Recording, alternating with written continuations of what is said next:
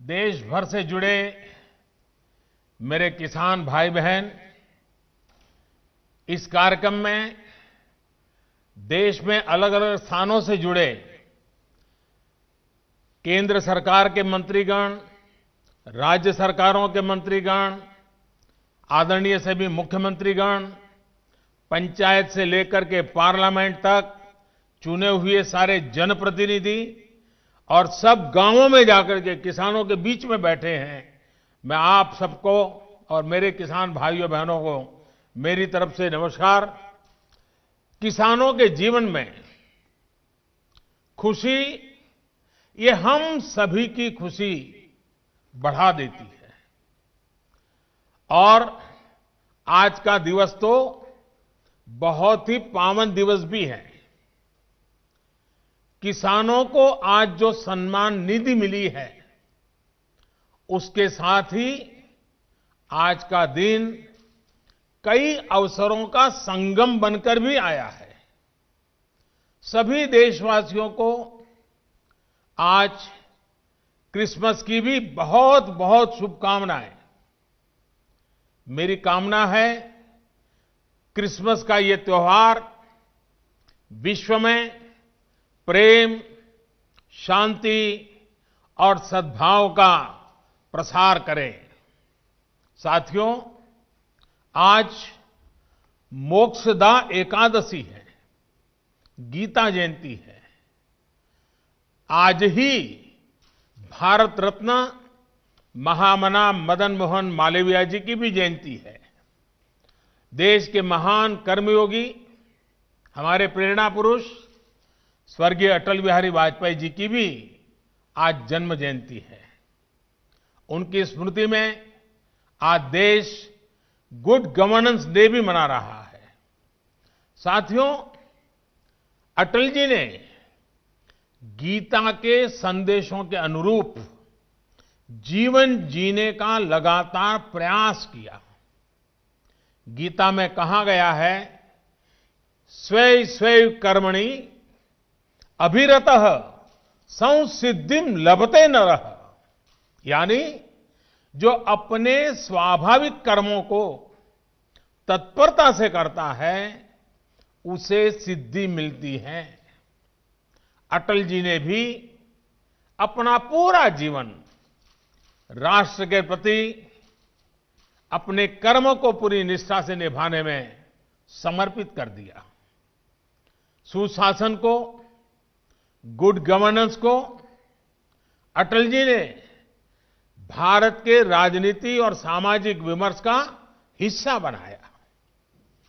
गांव और गरीब के विकास को अटल जी ने सर्वोच्च प्राथमिकता दी। प्रधानमंत्री ग्राम सड़क योजना हो या फिर स्वर्णिम चतुर्भुज योजना हो, अंत्योदय अन्न योजना हो या फिर सर्व शिक्षा अभियान हो, राष्ट्र जीवन में सार्थक बदलाव लाने वाले अनेक कदम अटल जी ने उठाए। आज पूरा देश उनको स्मरण कर रहा है, अटल जी को नमन कर रहा है। आज जिन कृषि सुधारों को देश ने जमीन पर उतारा है, उनके सूत्रधार भी एक प्रकार से अटल बिहारी वाजपेयी भी थे। साथियों, अटल जी गरीबों के हित में, किसान के हित में बनने वाली सभी योजनाओं में होने वाले भ्रष्टाचार को राष्ट्रीय रोग मानते थे। आप सबको याद होगा, उन्होंने एक बार पहले की सरकारों पर कटाक्ष करते हुए एक पूर्व प्रधानमंत्री की बात याद दिलाई थी।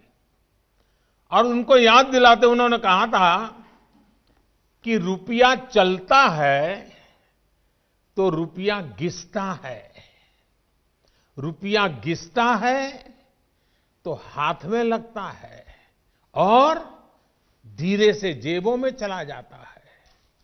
मुझे संतोष है कि आज न रुपया घिसता है और न ही किसी गलत हाथ में लगता है। दिल्ली से जिस गरीब के लिए रुपया निकलता है वो उसके बैंक खाते में सीधा पहुंचता है।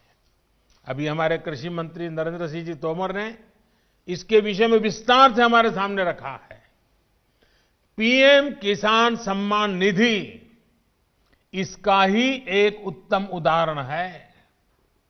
आज देश के 9 करोड़ से ज्यादा किसान परिवारों के बैंक खाते में सीधे एक कंप्यूटर की क्लिक से 18,000 करोड़ रुपए से भी ज्यादा रकम उनके किसानों के बैंक के खाते में जमा हो गए हैं।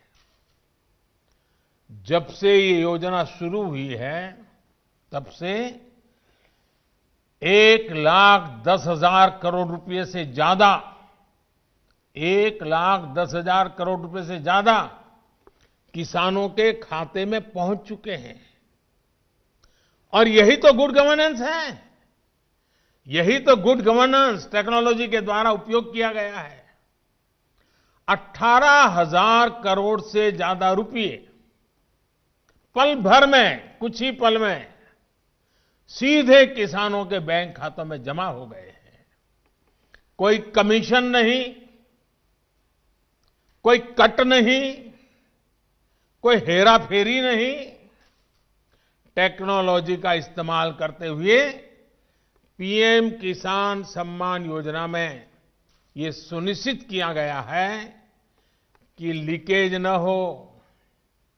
राज्य सरकारों के माध्यम से किसानों का ऑनलाइन रजिस्ट्रेशन होने के बाद उनके आधार नंबर और बैंक खातों का वेरिफिकेशन होने के बाद इस व्यवस्था का निर्माण हुआ है।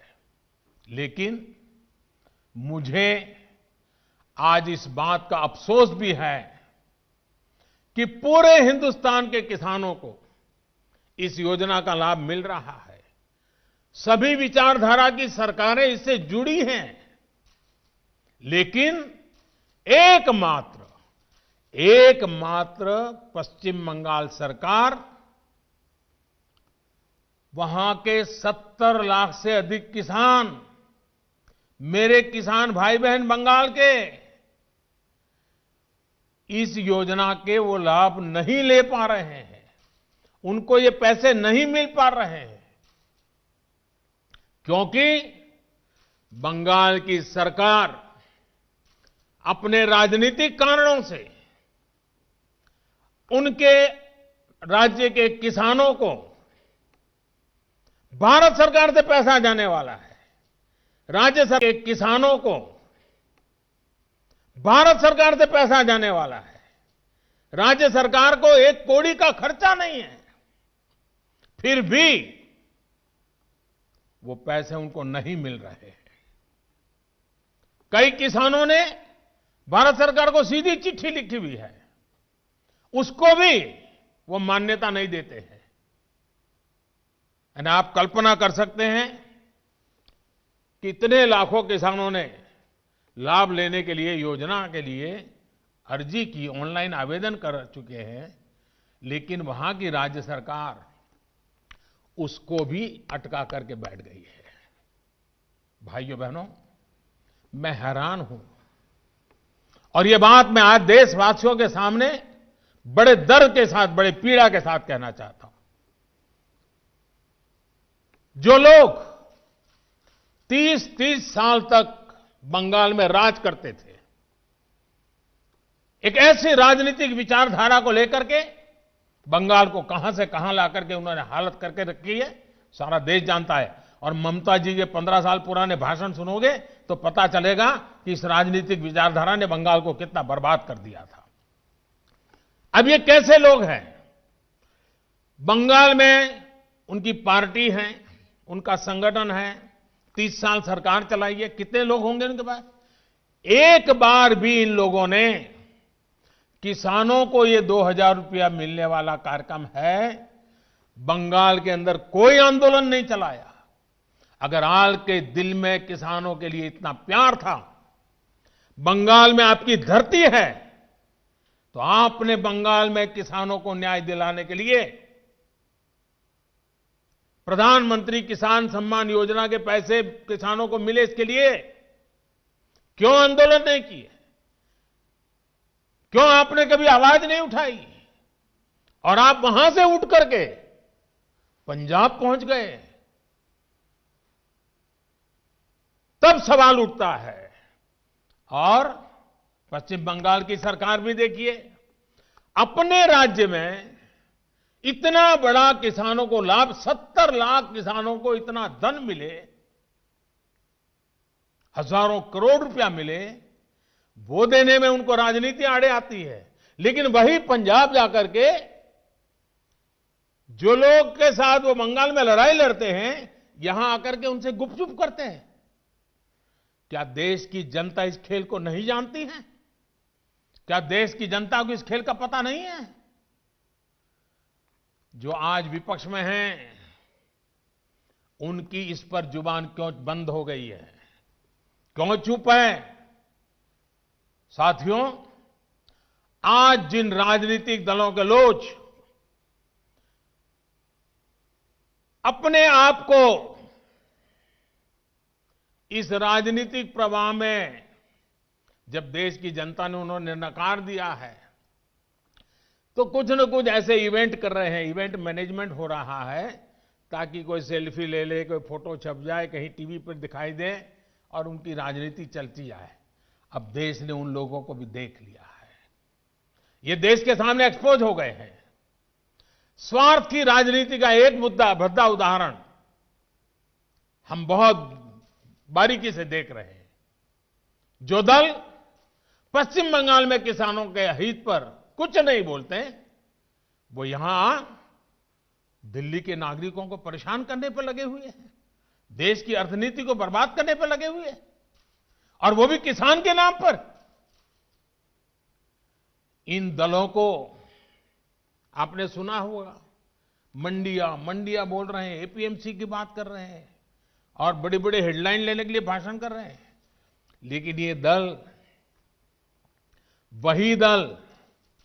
वही झंडे वाले, वही विचारधारा वाले जिन्होंने बंगाल को बर्बाद किया। केरल के अंदर उनकी सरकार है। इसके पहले जो 50 साल 60 साल तक देश पर राज करते थे, उनकी सरकार थी। केरल में एपीएमसी नहीं है, मंडियां नहीं है। मैं जरा इनको पूछता हूं, यहां फोटो निकालने के कार्यक्रम करते हैं, अरे केरल में आंदोलन करके वहां तो एपीएमसी चालू करवाओ। पंजाब के किसानों को गुमराह करने के लिए आपके पास समय है। केरल के अंदर यह व्यवस्था नहीं है। अगर ये व्यवस्था अच्छी है तो केरल में क्यों नहीं है? क्यों आप दोगली नीति लेकर के चल रहे हो?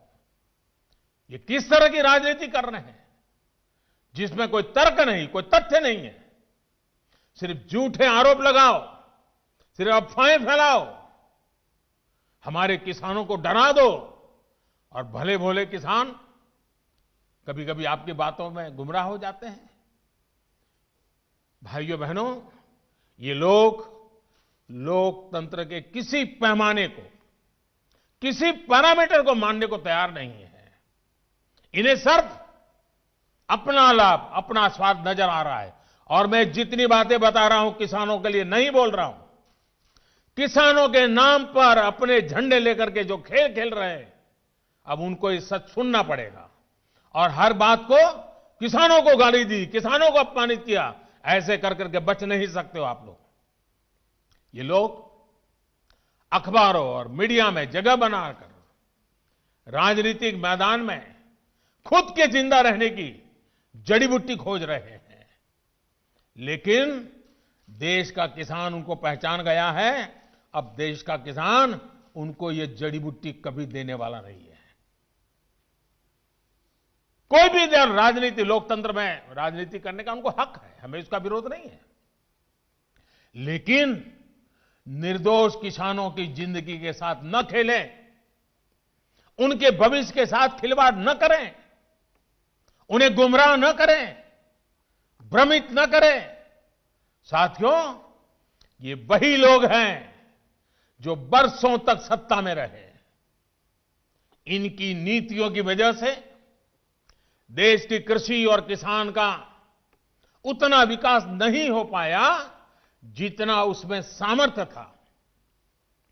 पहले की सरकारों की नीतियों की वजह से सबसे ज्यादा बर्बाद वो किसान हुआ जिसके पास न तो ज्यादा जमीन थी न ज्यादा संसाधन। इस छोटे किसान को बैंकों से पैसा नहीं मिलता था क्योंकि उसके पास तो बैंक खाता तक नहीं था। पहले के समय में जो फसल बीमा योजना थी उसका लाभ भी इन छोटे किसानों के लिए तो कहीं नामो निशान नहीं था। कोई इक्का दुक्का कहीं मिल जाए तो अलग बात है। इस छोटे किसान को खेत सिंचने के लिए न पानी मिलता था न बिजली मिलती थी। वो हमारा बेचारा गरीब किसान अपना खून पसीना लगाकर वो खेतों में जो पैदा भी करता था उसे बेचने में भी उसकी हालत खराब हो जाती थी। इस छोटे किसान की सुध लेने वाला कोई नहीं था।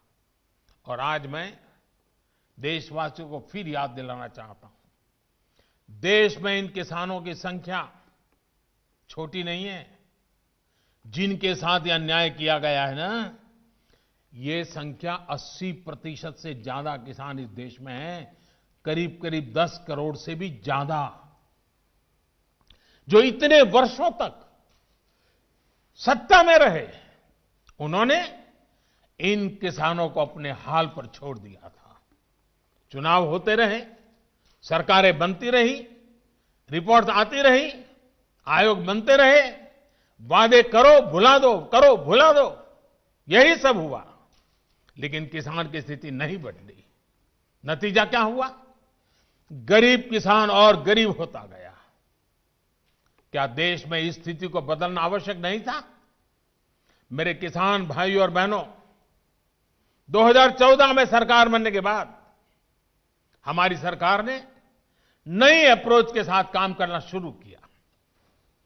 हमने देश के किसान की छोटी छोटी दिक्कतों और कृषि के आधुनिकीकरण, उसे भविष्य की जरूरतों के लिए तैयार करने, दोनों पर एक साथ ध्यान दिया।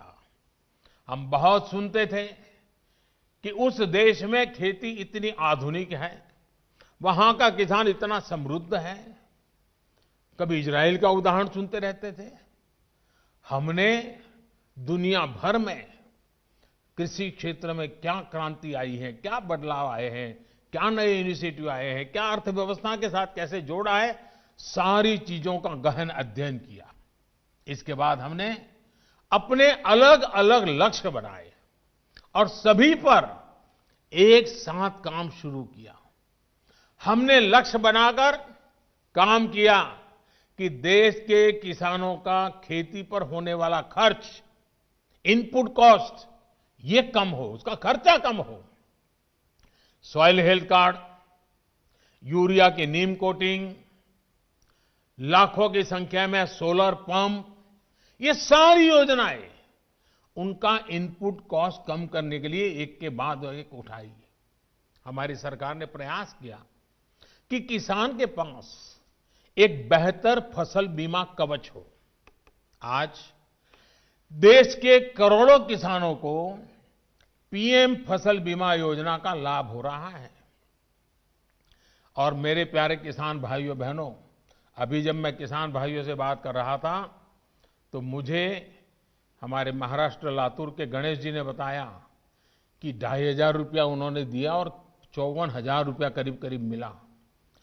मामूली प्रीमियम के बदले किसानों को पिछले साल में 87,000 करोड़ रुपए क्लेम राशि मिली है। मामूली प्रीमियम दिया किसानों ने। मुसीबत के समय ये फसल बीमा उनको काम आया। हमने इस लक्ष्य पर भी काम किया कि देश के किसान पास खेत में सिंचाई की पर्याप्त सुविधा हो। हम दशकों पुरानी सिंचाई योजनाओं पूरा कराने के साथ ही देश भर में पर ड्रॉप मोर क्रॉप के मंत्र के साथ माइक्रो इरिगेशन को भी बढ़ावा दे रहे हैं। और मुझे खुशी हुई, अभी तमिलनाडु के हमारे सुब्रमण्य जी मुझे बता रहे थे कि उन्होंने माइक्रो इरिगेशन से, ड्रिप इरिगेशन से, जो पहले 1 एकड़ का काम होता था 3 एकड़ का हुआ और पहले से ज्यादा 1 लाख रुपए ज्यादा कमाया माइक्रो इरिगेशन से। साथियों, हमारी सरकार ने प्रयास किया कि देश के किसानों को फसल की उचित कीमत मिले। हमने लंबे समय से लटकी स्वामीनाथन कमेटी की रिपोर्ट के अनुसार लागत का 1.5 गुना एमएसपी किसानों को दिया। पहले कुछ ही फसलों पर एमएसपी मिलती थी, हमने उनकी भी संख्या बढ़ाई। पहले एमएसपी का ऐलान अखबारों में छोटी सी जरा जगह बनाना खबर के तौर पर छपता था, किसानों तक लाभ नहीं पहुंचता था, कहीं तराजू ही नहीं लगते थे। और इसलिए किसान के जीवन में कोई बदलाव ही नहीं आता था। हम आज एमएसपी पर रिकॉर्ड सरकारी खरीद कर रहे हैं। किसानों की जेब में एमएसपी का रिकॉर्ड पैसा पहुंच रहा है। जो आज किसानों के नाम पर आंदोलन कर रहे हैं, वो जब उनका समय था तब चुप मार करके बैठे हुए थे। ये जितने लोग आंदोलन चला रहे हैं ना, ये उस सरकार के हिस्सेदार थे, समर्थन करते थे। और यही लोग स्वामीनाथन कमेटी की रिपोर्ट के ऊपर बैठ गए थे, सालों तक बैठ गए थे। हमने आकर के निकाला, क्योंकि हमारे दिल में किसान की जिंदगी को भला करना, कल्याण करना, ये हमारा जीवन का मंत्र है, इसलिए कर रहे हैं। साथियों, हम इस दिशा में भी फसल बेचने के लिए किसान के पास सिर्फ एक मंडी नहीं, बल्कि उसको विकल्प मिलना चाहिए, बाजार मिलना चाहिए। हमने देश की 1000 से ज्यादा कृषि मंडियों को ऑनलाइन जोड़ा।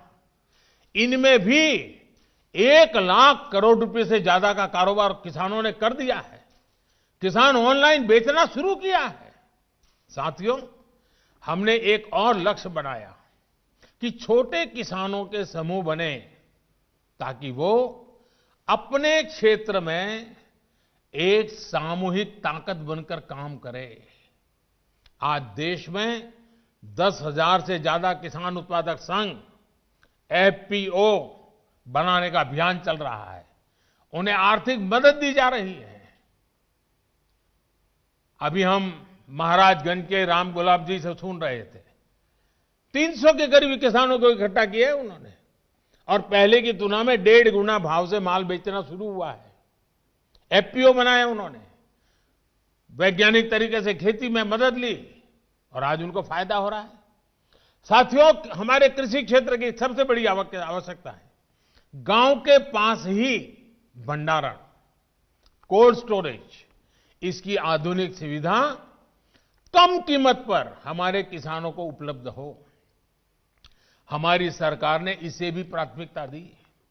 आज देश भर में कोल्ड स्टोरेज का नेटवर्क विकसित करने के लिए सरकार करोड़ों रुपए का निवेश कर रही है। हमारी नीतियों में इस पर भी बल दिया गया है कि खेती के साथ ही किसान के पास आय बढ़ाने के दूसरे विकल्प भी हो। हमारी सरकार मछली पालन, पशुपालन, डेयरी उद्योग, मधुमक्खी पालन सभी को प्रोत्साहित कर रही है। हमारी सरकार ने यह भी सुनिश्चित किया कि देश के बैंकों का पैसा देश के किसानों के काम आए। 2014 में जब हम पहली बार सरकार में आए और शुरुआत थी हमारी, 2014 में जहां 7 लाख करोड़ रुपए का प्रावधान एक किसानों के लिए किया गया था धन के लिए, वही इसे अब करीब 14 लाख करोड़ रुपए यानी 2 गुना किया गया है, ताकि किसान को कर्ज मिल सके। बीते कुछ महीनों से करीब 2.5 करोड़ छोटे किसानों को किसान क्रेडिट कार्ड से जोड़ा गया है और अभियान तेजी से चल रहा है। हम मछली पालकों, पशुपालकों, उनको भी किसान क्रेडिट कार्ड दे रहे हैं। ये लाभ उनको भी अब दिया जा रहा है। साथियों, हमने इस लक्ष्य पर भी काम किया, खेती की दुनिया में क्या चल रहा है, इसके लिए देश में आधुनिक कृषि संस्थान हो।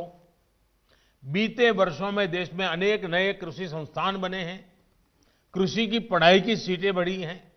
और साथियों, खेती से जुड़े इन सारे प्रयासों के साथ ही हमने एक और बड़े लक्ष्य पर काम किया। ये लक्ष्य है गांव में रहने वाले किसान का जीवन आसान हो।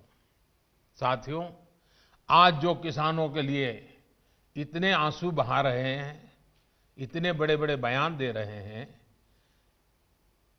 बड़ा दुख दिखा रहे हैं, जब ये लोग सरकार में थे तब इन्होंने किसानों का दुख, उनकी तकलीफ दूर करने के लिए क्या किया, ये देश का किसान अच्छी तरह जानता है। आज सिर्फ खेती ही नहीं, बल्कि उसके जीवन को आसान बनाने के लिए हमारी सरकार उसके दरवाजे तक पहुंची है, खेत के मेड़ तक पहुंची है। आज देश के छोटे और सीमांत किसान को अपना पक्का घर मिल रहा है, शौचालय मिल रहा है, साफ पानी का नल मिल रहा है। यही किसान है जिसे बिजली के मुफ्त कनेक्शन, गैस के मुफ्त कनेक्शन, ये बहुत बड़ा लाभ हुआ है। हर साल आयुष्मान भारत योजना के तहत 5 लाख रुपए तक के मुफ्त इलाज की सुविधा ने आज मेरे छोटे किसान के जीवन की बहुत बड़ी चिंता कम की है। 90 पैसे प्रतिदिन, यानी एक चाय से भी कम कीमत, 90 पैसे प्रतिदिन और 1 रुपया महीना के प्रीमियम पर बीमा, ये मेरे किसानों के जीवन में बहुत बड़ी ताकत है। 60 वर्ष की आयु के बाद 3,000 रुपये मासिक पेंशन, ये सुरक्षा कवच भी आज किसान के पास है। साथियों, आजकल कुछ लोग किसान की जमीन की चिंता करने का दिखावा कर रहे हैं। किसानों की जमीन हड़पने में कैसे कैसे लोगों के नाम अखबारों में चमकते रहे हैं, हम जानते हैं। ये लोग तब कहां थे जब मालिकाना दस्तावेज के अभाव में किसानों के घर और जमीन पर अवैध कब्जे हो जाते थे। गांव के छोटे और सीमांत किसानों को, खेत मजदूरों को इस अधिकार से इतने सालों तक वंचित किसने रखा? इसका जवाब इन लोगों के पास नहीं है। गांव में रहने वाले हमारे भाई बहनों के लिए ये काम आज हो रहा है।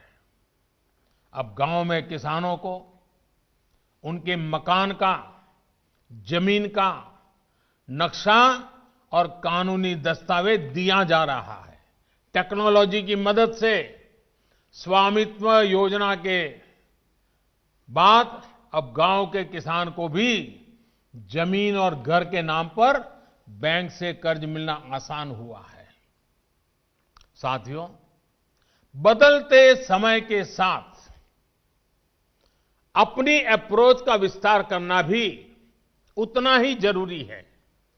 हमें 21वीं सदी में भारत की इस कृषि को आधुनिक बनाना ही होगा और इसी का बीड़ा देश के करोड़ों किसानों ने भी उठाया है और सरकार भी उनके साथ कंधे से कंधा मिला करके आगे बढ़ने के लिए कृत संकल्प है। आज हर किसान को यह पता है कि उसकी उपज का सबसे अच्छा दाम कहां मिल सकता है। पहले क्या होता था कि अगर मंडी में बेहतर दाम नहीं मिलते थे या फिर उसकी उपज को दोयम दर्जी का बताकर खरीदने से इनकार कर दिया जाता था, तो किसान मजबूरी में औने पौने दामों पर अपनी उपज बेचने को मजबूर रहता था। इन कृषि सुधारों के जरिए हमने किसानों को बेहतर विकल्प दिए हैं। इन कानूनों के बाद आप जहां चाहे, जिसे चाहे अपनी उपज बेच सकते हैं। मेरे किसान भाइयों बहनों, मेरे इन शब्दों को आप ध्यान से सुनिए। मैं फिर से कह रहा हूं कि आप अपनी फसल को जहां चाहे आप निर्णय करके बेच सकते हैं। आपको जहां सही दाम मिले आप वहां पर उपज बेच सकते हैं। आप न्यूनतम समर्थन मूल्य यानी एमएसपी पर अपनी उपज बेचना चाहते हैं, आप उसे बेच सकते हैं। आप मंडी में अपनी उपज बेचना चाहते हैं, आप बेच सकते हैं। आप अपनी उपज का निर्यात करना चाहते हैं, आप निर्यात कर सकते हैं। आप उसे व्यापारी को बेचना चाहते हैं, आप बेच सकते हैं। आप अपनी उपज दूसरे राज्य में बेचना चाहते हैं, आप बेच सकते हैं। आप पूरे गांव के किसानों को एफपीओ के माध्यम से इकट्ठा कर अपनी पूरी उपज को एक साथ बेचना चाहते हैं, आप बेच सकते हैं। आप बिस्किट, चिप्स, जैम, दूसरे कंज्यूमर उत्पादों की वैल्यू चेन का हिस्सा बनना चाहते हो, आप ये भी कर सकते हैं। देश के किसान को इतने अधिकार मिल रहे हैं, तो इसमें गलत क्या है? इसमें गलत क्या है कि अगर किसानों को अपनी उपज बेचने का विकल्प ऑनलाइन माध्यम से पूरे साल और कहीं भी मिल रहा है। साथियों, आज नए कृषि सुधारों के बारे में असंख्य झूठ फैलाए जा रहे हैं। कुछ लोग किसानों के बीच भ्रम फैला रहे हैं कि एमएसपी समाप्त की जा रही है, तो कुछ लोग अफवाहें फैला रहे हैं कि मंडियों को बंद कर दिया जाए। ध्यान दिलाना चाहता हूं कि इन कानूनों को लागू हुए कई महीने बीत गए हैं। क्या आपने देश के किसी एक कोने में एक भी मंडी के बंद होने की खबर सुनी है?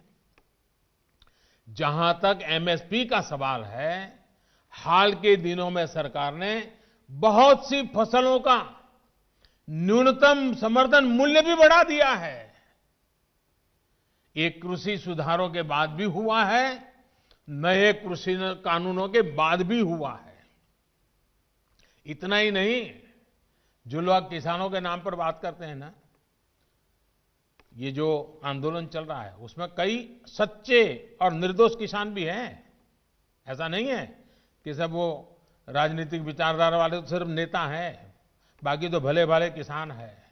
उनको जाकर के सीक्रेटली पूछोगे कि भाई आपकी कितनी जमीन है, क्या पैदा करते हो, इस बार बेचा कि नहीं बेचा, तो वो भी बताएगा हाँ वो एमएसपी में बेच करके आया।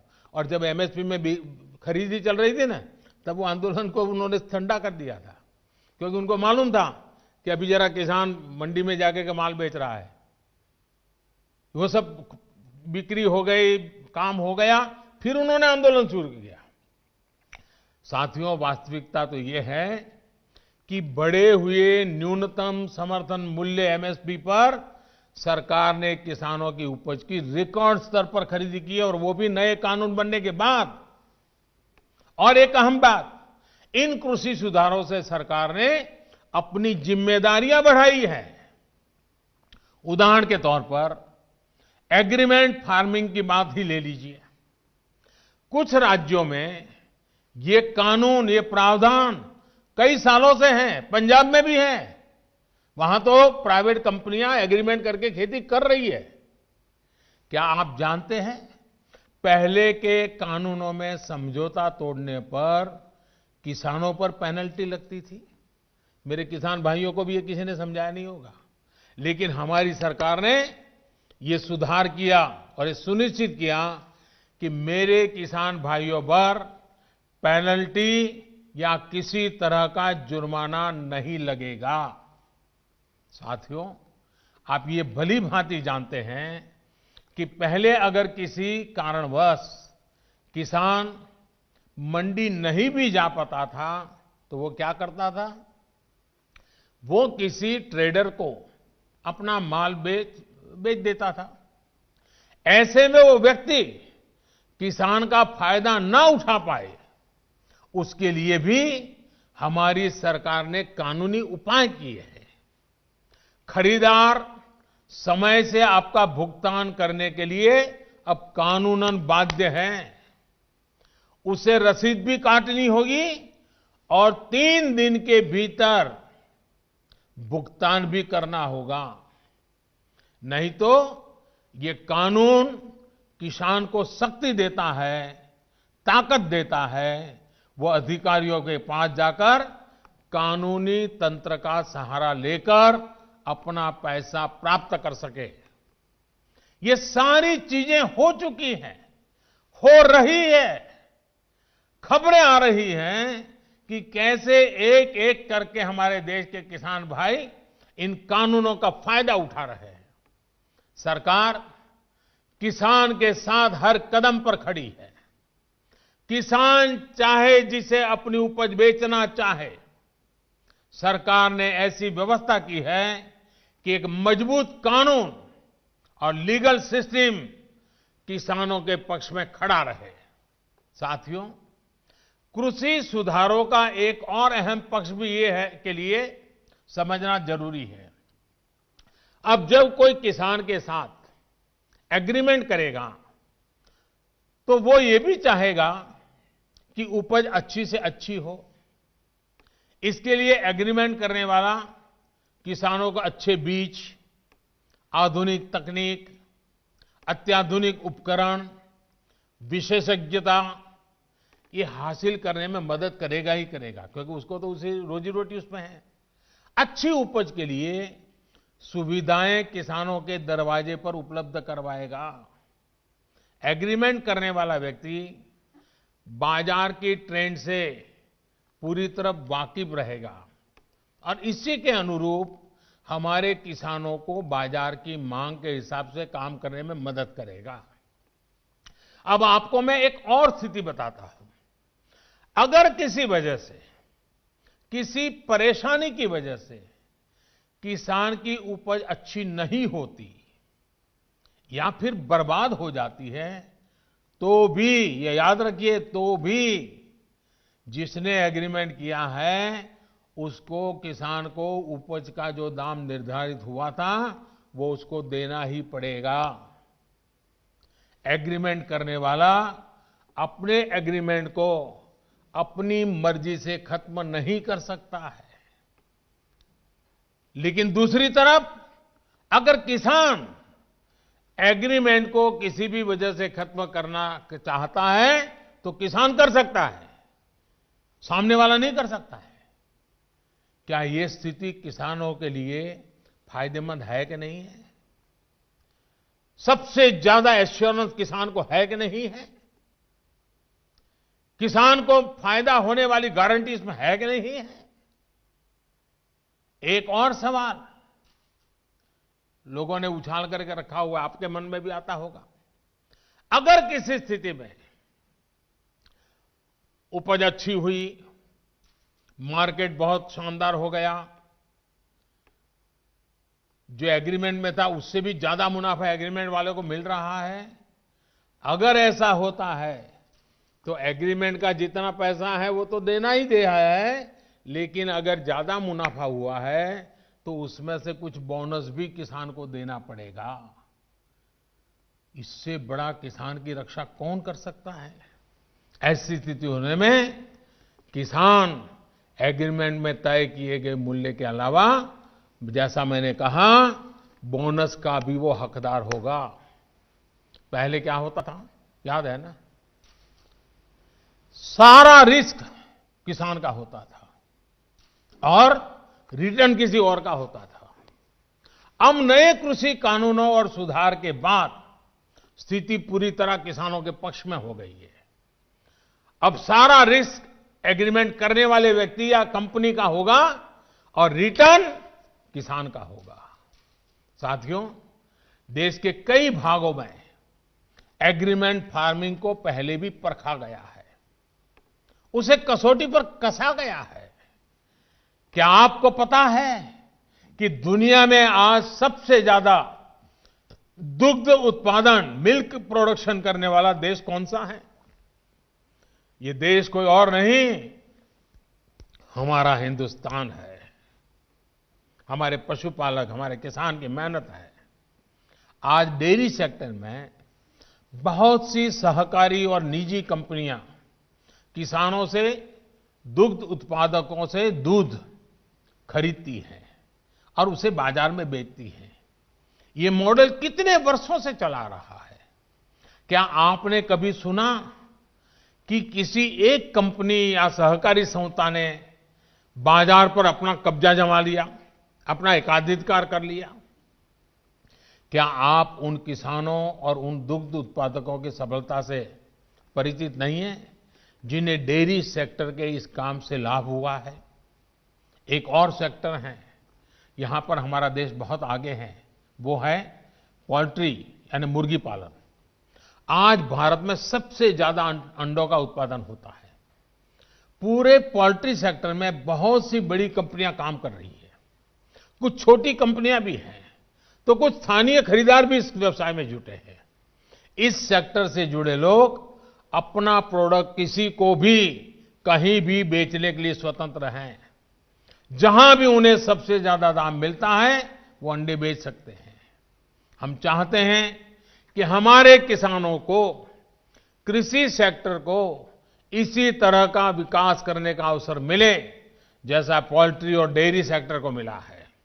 हमारे किसानों की सेवा में जब बहुत सी कंपनियां व्यवसाय के कई तरह के प्रतिस्पर्धी रहेंगे तो उन्हें अपनी उपज का ज्यादा दाम भी मिलेगा और बाजार तक उनकी बेहतर पहुंच भी संभव होगी। साथियों, नए कृषि सुधारों के जरिए भारतीय कृषि में नई टेक्नोलॉजी को भी प्रवेश मिलेगा।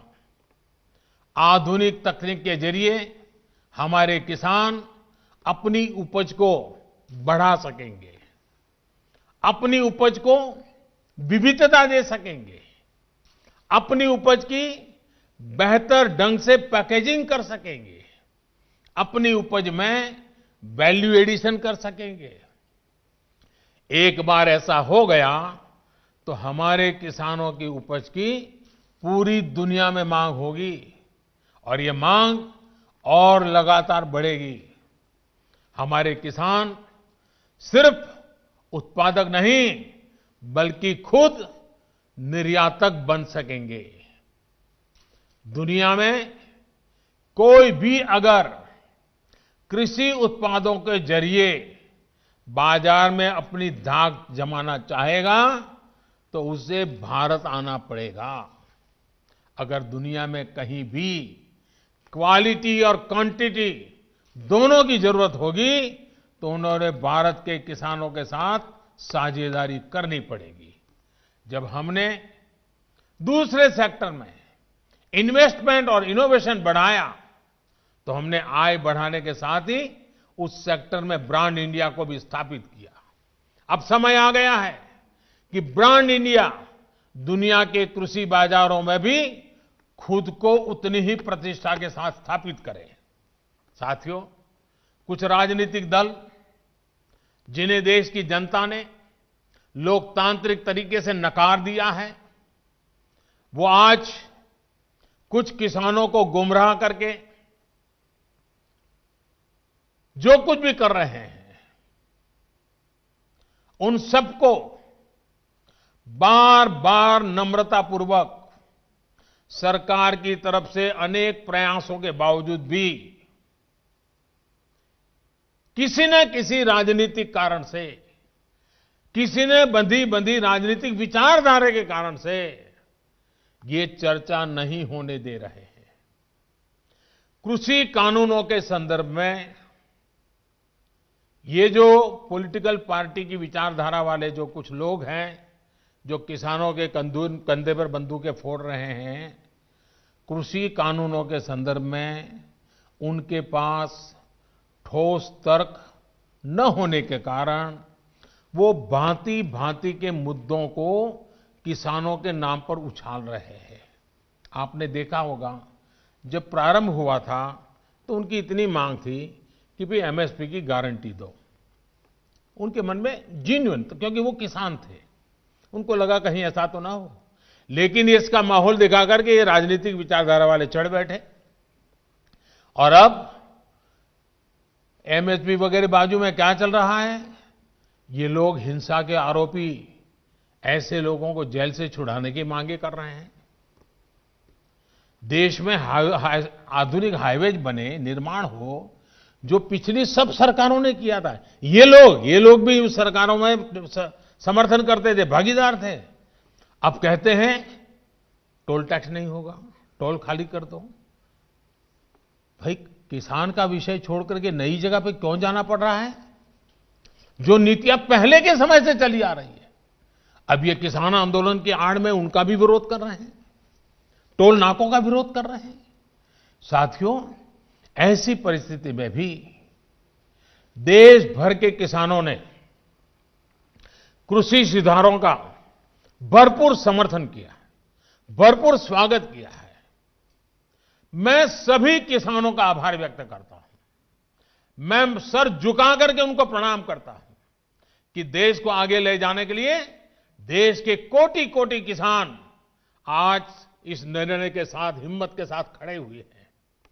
और मैं मेरे किसान भाइयों बहनों को भरोसा दिलाता हूं कि आपके विश्वास पर हम कोई आंच नहीं आने देंगे। पिछले दिनों अनेक राज्य, और ये बात समझनी होगी, अनेक राज्य, चाहे असम हो या इधर राजस्थान हो, जम्मू कश्मीर हो,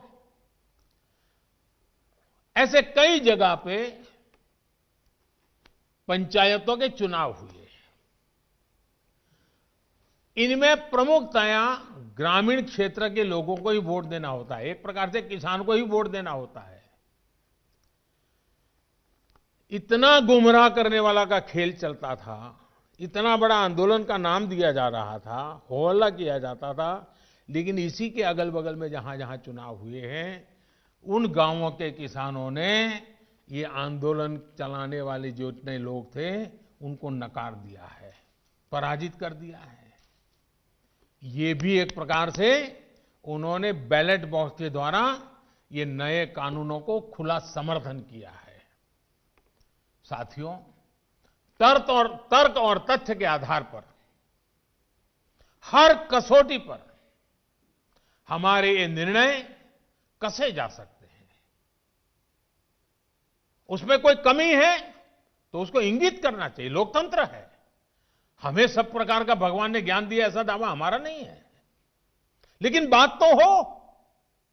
इन बातों के बावजूद भी लोकतंत्र में अटूट आस्था और श्रद्धा होने के कारण, किसानों के प्रति हमारा समर्पण होने के कारण, हर समय किसानों के हर मुद्दे पर चर्चा के लिए सरकार तैयार है। समाधान के लिए हम खुला मन लेकर के चल रहे हैं। कई दल ऐसे भी हैं जो इन्हीं कृषि सुधारकारों के पक्ष में रहे हैं। उनके लिखित बयान भी हमने देखे हैं। वो आज अपनी कही बात से ही मुकर गए हैं, उनकी भाषा बदल गई है। वो राजनीतिक नेता जो किसानों को भ्रमित करने में जुटे हुए हैं, जिनकी लोकतंत्र में रत्ती भर भी श्रद्धा नहीं है, वो विश्वास ही नहीं करते डेमोक्रेसी में। दुनिया के कई देशों में उनका परिचय है लोगों को। ऐसे लोगों के जो भी उन्होंने कहा है पिछले दिनों, जिस प्रकार के अनलगढ़ आरोप लगाए हैं, जिस भाषा का प्रयोग किया है, पता नहीं कैसी कैसी इच्छाएं व्यक्त की है, मैं बोल भी नहीं सकता हूं। ये सब करने के बावजूद भी, उन सब चीजों को सहन करने के बाद भी, उसको पेट में उतार करके, मन ठंडा रख करके, उन सबको सहन करते हुए, मैं आज फिर एक बार नम्रता के साथ उन लोगों को भी जो हमारे घोर विरोध करने पर तुले हुए, उनको भी कहता हूं, मैं नम्रता के साथ कहता हूं, हमारी सरकार किसान हित में उनसे भी बात करने के लिए तैयार है, लेकिन बात मुद्दों पर होगी, तर्क और तथ्यों पर होगी। साथियों, हम देश के अन्नदाता को उन्नत करने के लिए हर संभव प्रयास कर रहे हैं। जब आपकी उन्नति होगी तो पूरे राष्ट्र की उन्नति तय है। सिर्फ आत्मनिर्भर किसान ही आत्मनिर्भर भारत की नींव डाल सकता है। मेरे देश के किसानों से आग्रह है, किसी के बहकावे में ना आए, किसी के झूठ को न स्वीकारे, तर्क और तथ्य के आधार बनाकर ही सोचे विचारे और फिर एक बार देश भर के किसानों ने खुल करके जो समर्थन दिया है, ये मेरे लिए अत्यंत संतोष और गर्व का विषय है। नमस्कार, मैं हूं मानक गुप्ता। अगर आपको हमारा ये वीडियो पसंद आया हो तो इसे लाइक और शेयर जरूर करें और हां, हमें सब्सक्राइब और फॉलो करना ना भूलें ताकि आप देश और दुनिया की कोई खबर मिस ना करें। तो जुड़े रहिए हमारे साथ और देखते रहिए न्यूज़ 24।